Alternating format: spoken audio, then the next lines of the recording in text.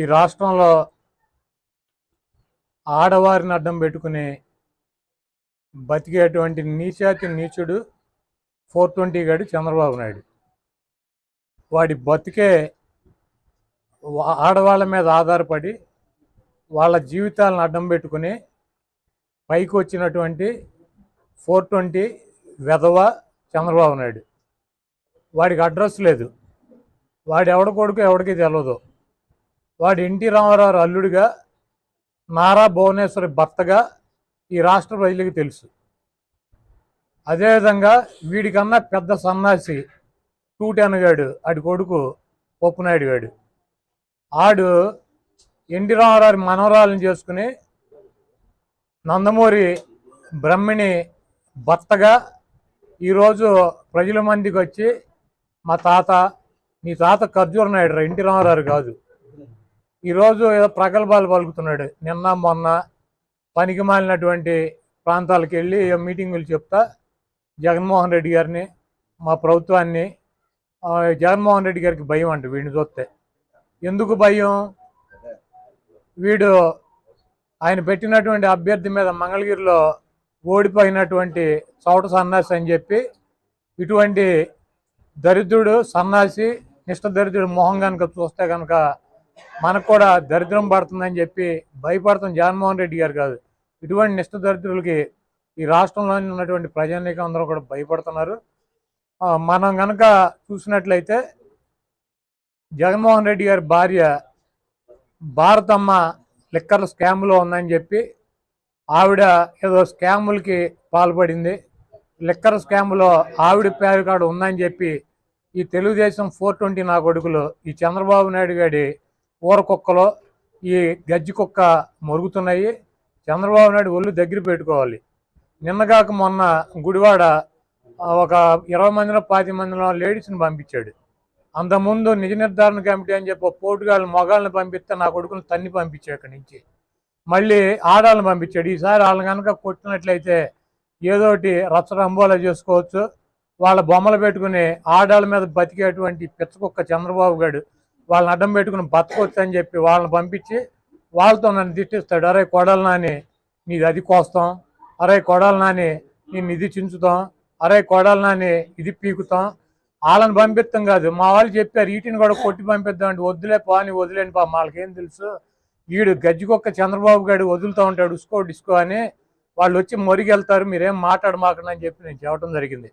చంద్రబాబు నీలాంటి 420 నా కొడుకులు, నీ బోటి దొంగల సంగతి నాకు బాగా తెలుసు. నువ్వు ఆడాలను అడ్డం పెట్టుకుని లక్ష్మీభారతిని అడ్డం పెట్టుకుని ఎన్టీ రామారావుకి వెన్నుపోటు పొడిచావు.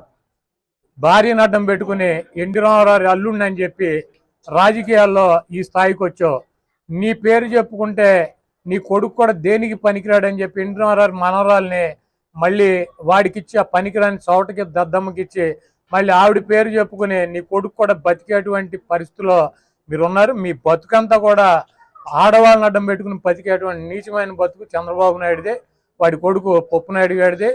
జగన్మోహన్ రెడ్డి గారి గురించి కానీ జగన్మోహన్ రెడ్డి గారి కుటుంబ సభ్యుల గురించి కానీ ఎక్కువ తక్కువ మాట్లాడితే నీ బతుకు, నీ బాబు ఖర్జూర నాయుడు గారు శనక్కాయలు దొంగతనంగా అమ్ముకున్న బతుకు, నువ్వు రైల్వే స్టేషన్లో జేబులు కొట్టినటువంటి బతుకు, నీ కొడుకు మరి టీచర్ కోసం ట్యూషన్ కోసం వస్తే టీచర్లను ఏం చేశాడు, ఇంట్లో పని వాళ్ళని ఏం చేశాడు, నీ కొడుక్కి పొద్దున్న లేచిన కాడి నుంచి వాడి చేతిలో గ్లాసు పక్కన బొడ్లో పొల్లెట్టి ఊపడానికి ఎవరో ఒకళ్ళు కావాలి. ఇవన్నీ కూడా ఈ రాష్ట్ర ప్రజలకు తెలుసు. చంద్రబాబు నాయుడు గారు కానీ ఆడి కొడుకు పప్పుగాడు లోకేష్ గారు కానీ ఒళ్ళు దగ్గర పెట్టుకుని కనుక లేకుండా ఆడవాళ్ళని పెట్టి పంపించి ఏయోటి మాట్లాడుతాం పిచ్చి పిచ్చి వాగుడవుతే బాబు కొడుకులకి ఇద్దరికి కింద పైన కూడా పగులుద్ది. అదేవిధంగా మంత్రులని జగన్మోహన్ రెడ్డి గారు అంటే మంత్రుల్ని మార్చడం కన్నా ముఖ్యమంత్రిని మారితే బాగుంటుంది కదని ట్వీట్ పెట్టాడు ఈ పప్పుగాడు. ముఖ్యమంత్రిని ఎవరు మారుతారు? రాష్ట్ర ప్రజలు మారుతారు. జగన్మోహన్ రెడ్డి గారి ట్వీట్ పెడితే ఏమవుద్ది? నువ్వు జనానికి పెట్టాలి ట్వీట్ ముఖ్యమంత్రిని మార్చాలంటే. మంత్రులను మార్చేటువంటి హక్కు ముఖ్యమంత్రికి ఉంటుంది. జగన్మోహన్ రెడ్డి గారు మారుతాడు. నీ అయ్యా 2017లో 5-6 మంత్రులను తీసేసి నీలాంటి సౌడదాద్దామని ఎమ్మెల్యేని కానటువంటి పనికిరాని పోరంబోగు నా కొడుకు నీకు మంత్రి ఇచ్చింది ఎప్పుడురా? మరి అప్పుడు ఆడే మారితే పోయేది కదా, అప్పుడు పెట్టబెట్టి ట్విట్టు. కాబట్టి ఇటువంటి పనికి మాలిన కబుర్లు, సొల్లు కబుర్లు, ఆడు 420 గాడు, నువ్వు 210 గాడు, మీ ఇద్దరు పిచ్చకొక్కలాగా మొరగటం, ఏది పడితే జగన్మోహన్ రెడ్డి గారి కుటుంబ సభ్యుల్ని మాట్లాడిస్తాం, నీ దగ్గర ఉన్నటువంటి ఊరకొక్కలను ఉసుకో అని చెప్పి జగన్మోహన్ రెడ్డి గారిని మమ్మల్ని తిట్టించడం, మా ఇంటికి వెళ్ళి దాడి చేయమంటే నా కొడక మీ ఇంటికి వచ్చి కొడతాం. మేము కూడా మా దగ్గర కూడా ఉన్నారు మహిళలు. నేను చెప్తే నీ ఇంటికి వచ్చి నిన్ను, నీ పప్పుగాడిని, నీ కొడుకుని, తుప్పుగాడిని, పప్పుగాడిని తుక్కుగా కొట్టేళ్తారు. గన్మెన్లు పెట్టుకుని నాకు సెక్యూరిటీ చాలదని చెప్పి సెంట్రల్కి లేఖలు రాసుకుని 12 మంది గన్మెన్లు 24 మందిని చేసుకుని, 24 మంది గన్మెన్లని 48 మందిని చేసుకుని, దిక్కు లేకుండా దాక్కుని దొంగలాగా పిల్లిలాగా బతికే బతుకు నీదిరా, జగన్మోహన్ రెడ్డి గారిది కాదు.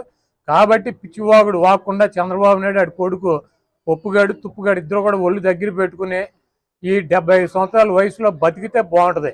నీలాంటి అడ్రస్ లేని